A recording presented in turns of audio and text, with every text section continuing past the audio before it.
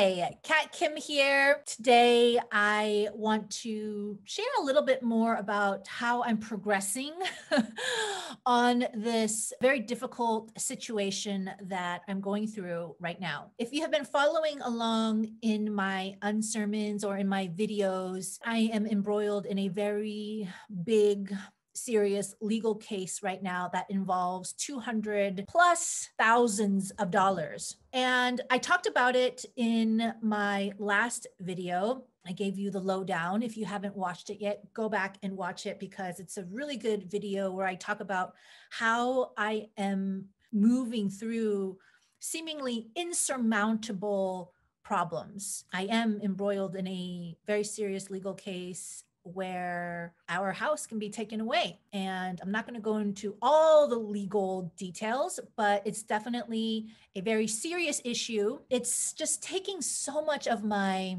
life force.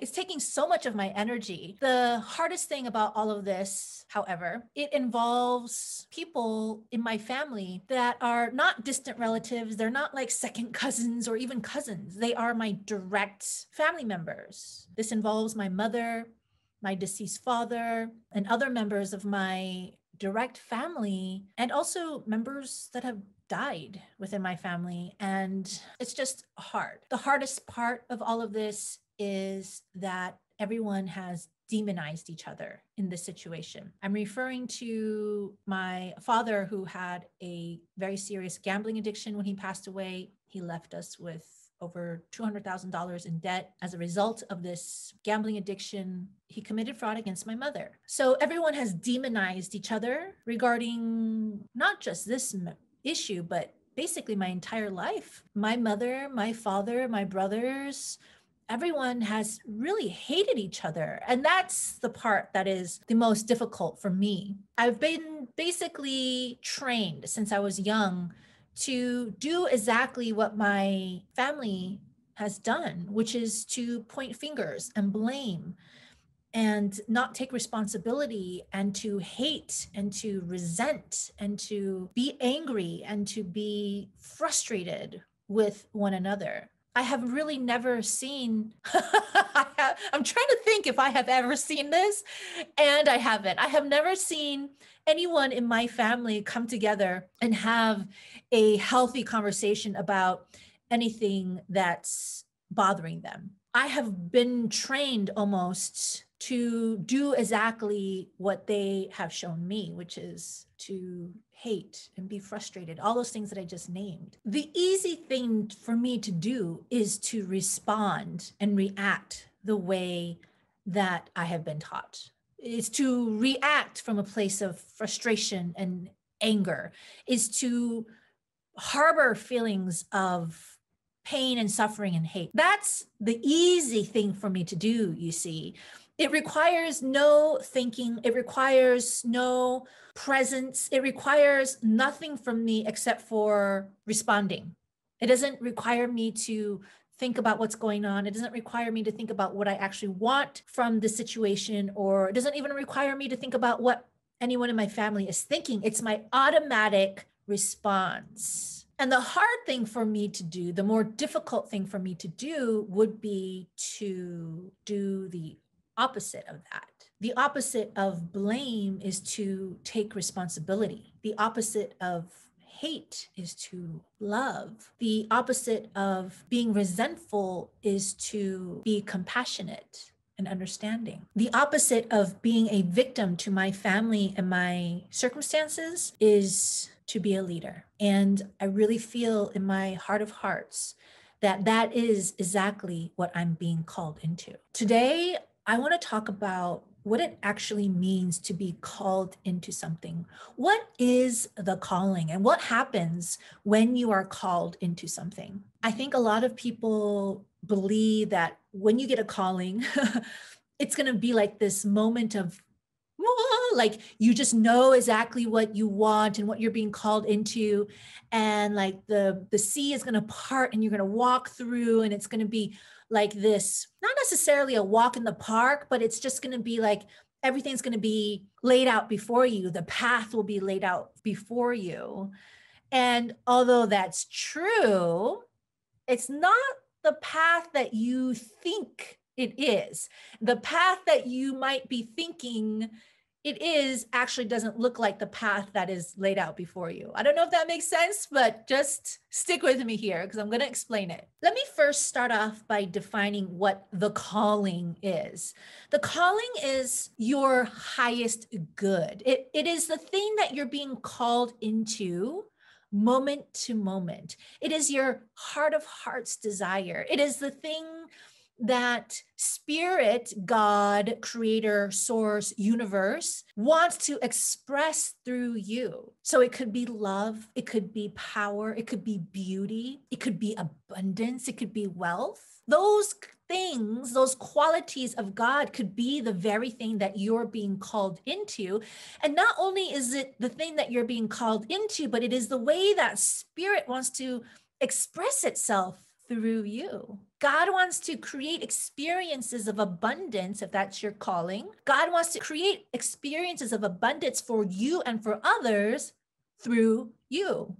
And so the calling isn't just this thing that's out there that feels like something you need to attain or go after. It's actually something wants to move through you. And you will know you have reached this calling when you can show up as the presence of that thing, whether it's beauty or abundance or power. And it's really easy to get confused with this calling and your vocational calling. Your calling isn't necessarily a vocational calling. And in fact, to expect or to even want to know what you're supposed to do for the rest of your life, that's a lot of pressure. And I don't believe in that because spirituality is about being present in the moment, not thinking about the future or regretting the past.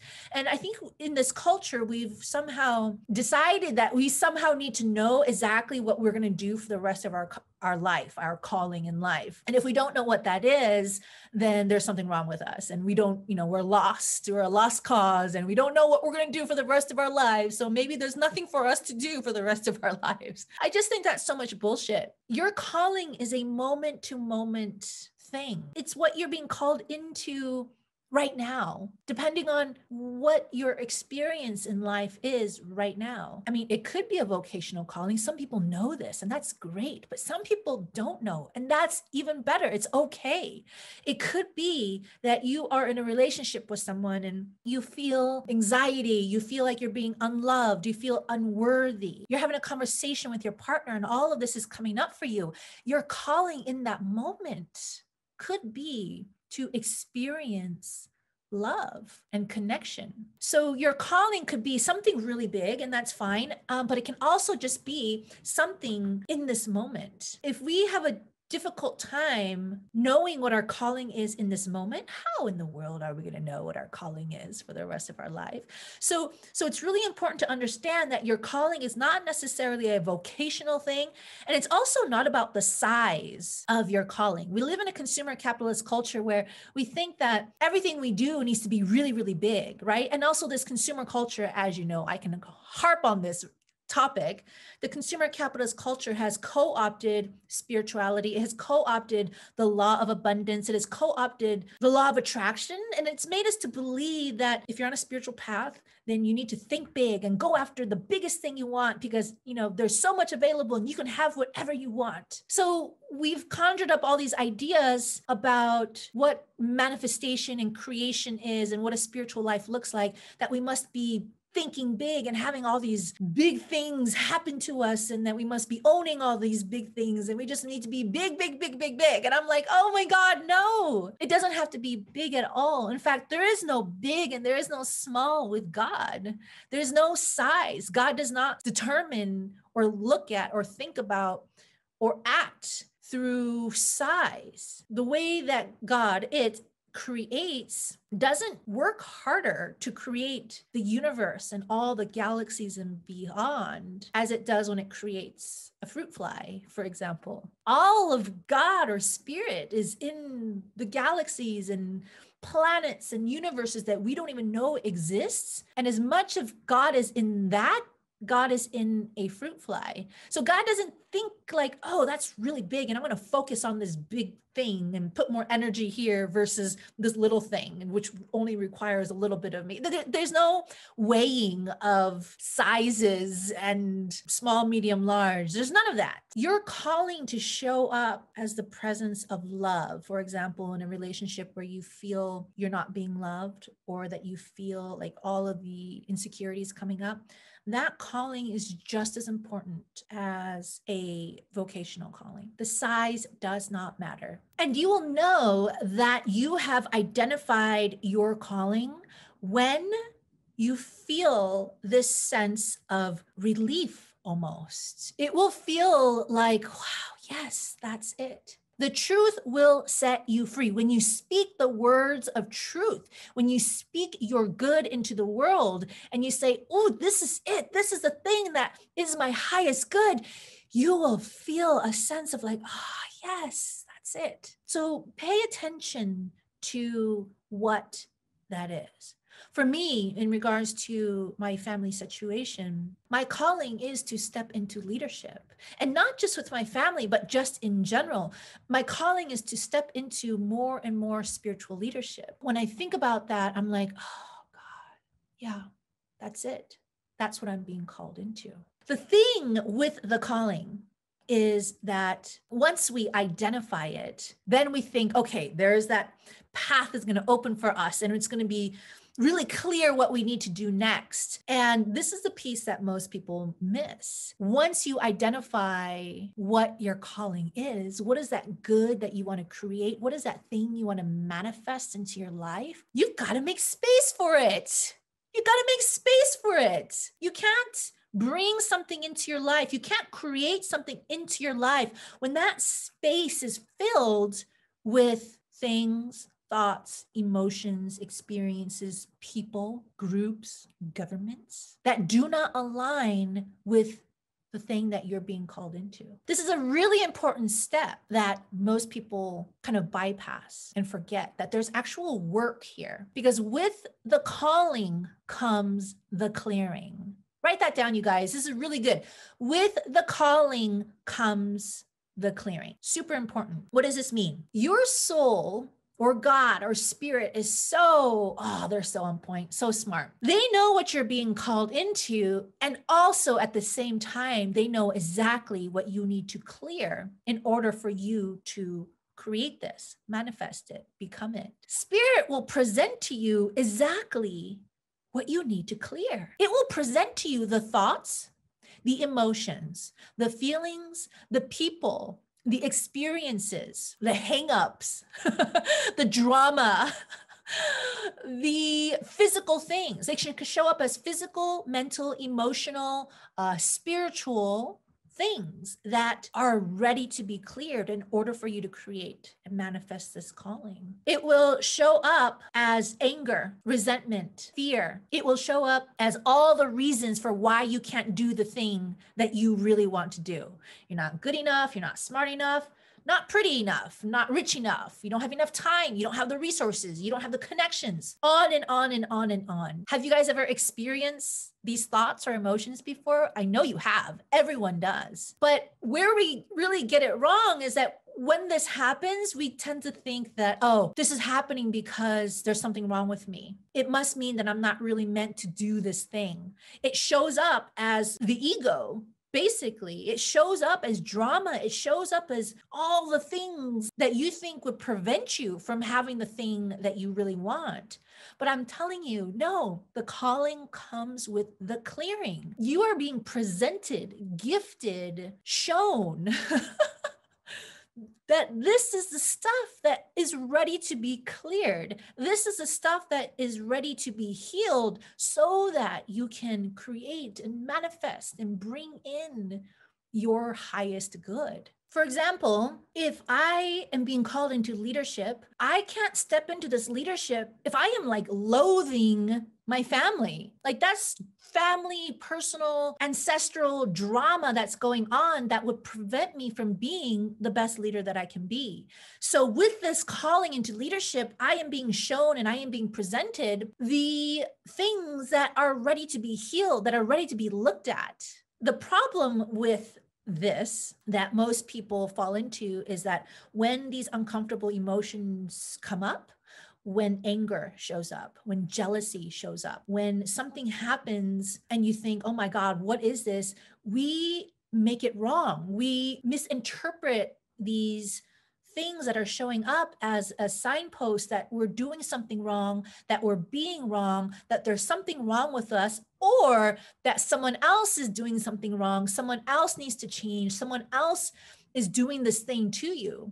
So basically, even though the clearing is coming with the calling, we are thinking that this stuff is coming up because we're actually not meant to do the thing we're being called into. And it derails us and we get frustrated, even more frustrated, more angry. And then we turn to drugs and alcohol. We look for distractions. We turn to social media. We turn on the internet. We watch too much Netflix, eat too much food, have too much sex, smoke too much, drink too much, whatever it is. Long time ago, I did too much crack. So it's really important to know and to understand that with the calling comes the clearing. Really put that into your mind. With the calling comes the clearing. They're partners. They come together. They're not supposed to be separated. So when you are experiencing hardship, when you are experiencing something difficult in your life, remember the flip side to this, that you're being called into something at the same time, not because you are being punished, not because you're doing something wrong, not because you have bad luck. No, no, no, no. All of this is happening with purpose. There's a reason that you are being shown the things that are not resonating any longer with your highest good. And it's really efficient if you think about it. It's like spirit wants to show you and express through you this highest good, this version of yourself that is amazing and beautiful and powerful and wealthy and abundant and all of the things that feel really good to you. And it's like, well, here's what you need to clear. Here's what you need to heal. Here it is, right here. It's beautiful, actually, if you think about how simple and how efficient it is. The next time you are thinking about, like, what am I being called into? What's next for me? I really want you to understand and know and expect there will be the clearing that is going to show up for you as well. And it will show up to you as doubt, insecurity, uncomfortable emotions. Sometimes it shows up in very, very unconscious ways, like accidents or drama. You will see things that are happening around you that normally make you want to turn away and repress and get frustrated and get angry. So this time I want you to look at it in a different way and think, oh, this is showing up for me because I am being offered, gifted, presented with the thing that is ready to be healed. Okay. So just have that switch in your thoughts, look at it differently.